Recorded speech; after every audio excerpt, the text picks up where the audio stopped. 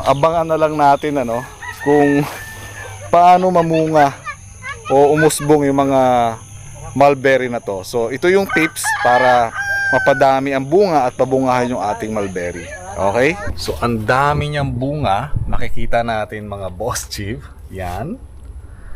Ang dami niyang bunga. Eto pa. Yan.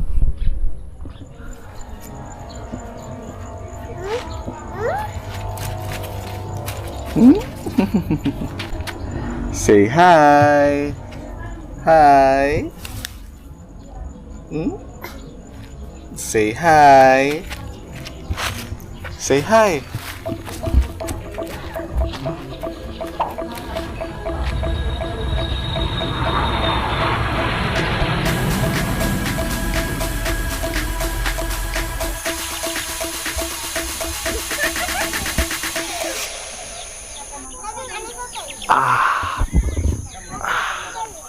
Ang hirap siya abutin, no, mga boss chief.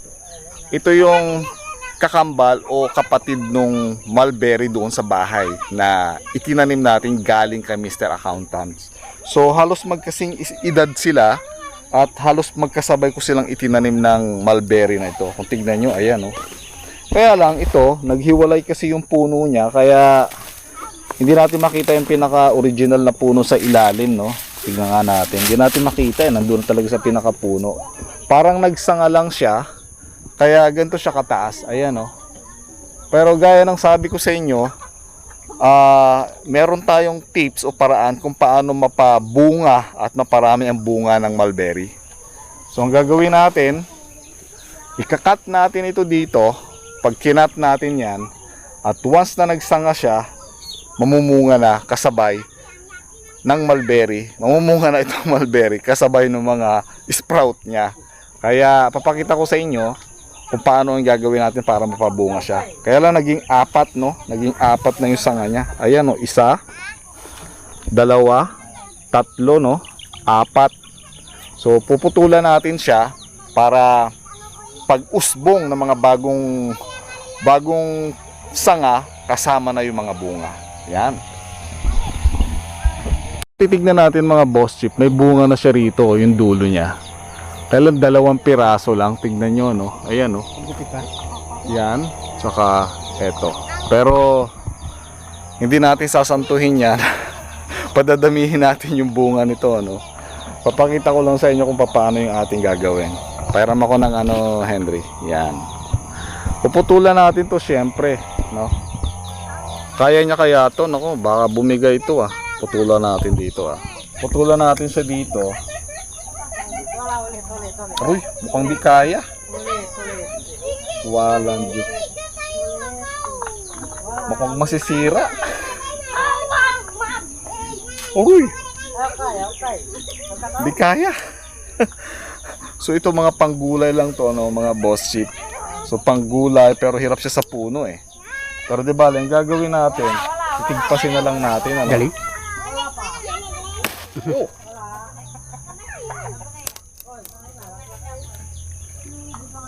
Wala nang talasan. Yan. So wala na tong puno niya na to, mga boss chip, no. Pero syempre sayang to, ilalagay natin sa kanya. Yan. Lagyan natin sa kanyang puno. Pero ito, magandang pakain to sa mga manok, sa kambing, baka. Pero ilagay na lang natin dito, pataba siya. Yan. Lagyan na natin pataba. Ganito, putulan na rin natin ito. Yan, siguro hanggang dito lang, no, para sumanga siya ng maayos. Yan. Sayang yung bunga niya, may bunga siya, pero pararamihin na lang natin yung bunga niya.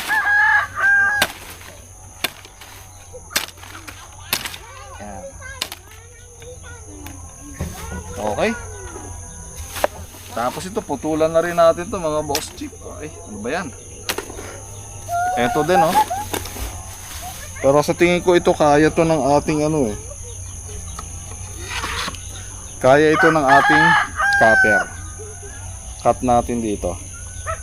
Yan. So yan. Abangan na lang natin ano kung paano mamunga o umusbong yung mga mulberry na to. So ito yung tips para mapadami ang bunga at pabungahan yung ating mulberry. Okay? So mamaya papakita ko sa inyo or maybe tomorrow yung mulberry natin sa bahay na kasing edad nito na bigay ni Mr. Accountant. So makikita nyo ron, napakarami niyang bunga. Ganito rin ang ginawa ko doon, mga boss chip.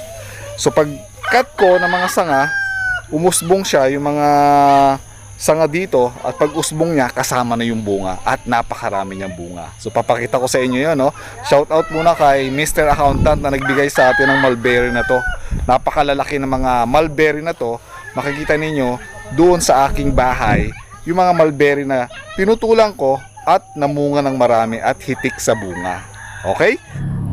Ito yung sample mga boss chip, mga ka-onyx nung ipinakita ko sa inyong mulberry doon sa ating Mick Organic Farm. So nakita nyo doon, pinakita natin doon kung paano paramihin ang bunga ng mga mulberry. So kinat natin yung mga sanga para sumuhi siya sa gilid ng mga puno at nang sa ganon sumama, no? O sumabay yung mga bunga doon sa suhi ng mga sanga. So ito yung sample mga boss chip nung ginawa natin dito sa ating bahay. So ito isang mulberry. So kung makikita ninyo, pinutulan ko rin ito, no, mga boss chip. Dati wala itong bunga, puro dahon at sanga lang. Makita natin ang daming sanga at napakatataba ng mga dahon, pero walang bunga. Ginawa natin, pinutol natin yung mga sanga. At nung pinutol natin yung mga sanga, ito na yung resulta niya. Tignan nyo yan mga boss chip, ha. O yan, o. Ang daming bunga, di ba? Ayan, oh. Kita natin yan, di ba? Ito pa, oh. Yan. So, ang dami niyang bunga. Nakikita natin mga boss chip. Yan. Ang dami niyang bunga. Ito pa. Yan.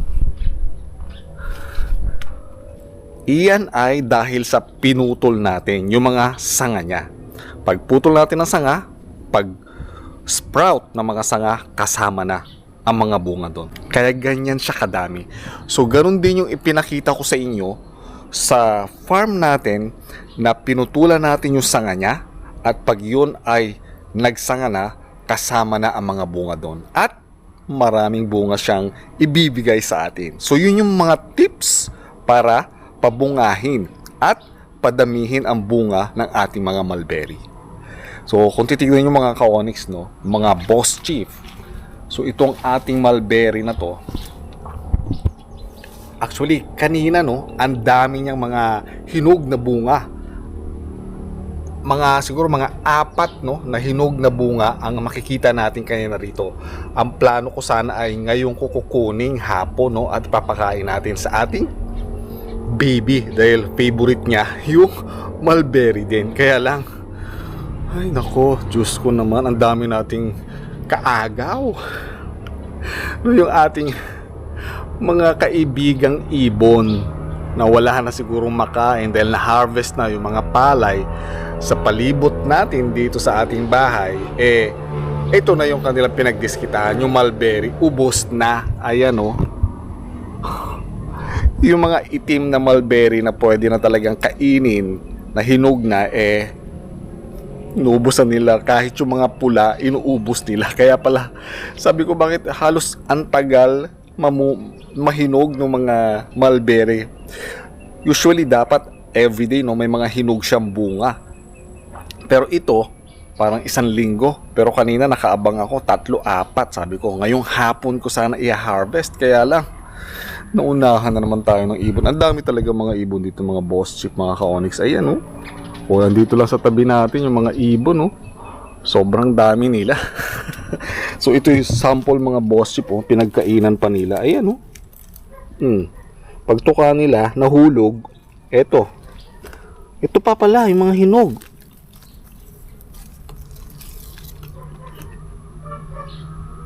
Ito pa yung isa sa mga tinuka nila, mga boss chip, oh, mga ka-onyx. So, tinuka, nahulog, kaya ayan, sayang. Anyway, kagagaling lang natin ng Romblon, no? Last Friday, kahapon lang. At eto, pagdating natin dito, may dala tayong mga paso. Namili tayo ng mga paso na magagandang klase, ng mga aesthetic na paso doon sa Romblon. Ito yung mga nabili natin, mga Boss Chip, mga ka-Onyx, oh. Yan, oh. Sa magagandang klase, may mga disenyo pa.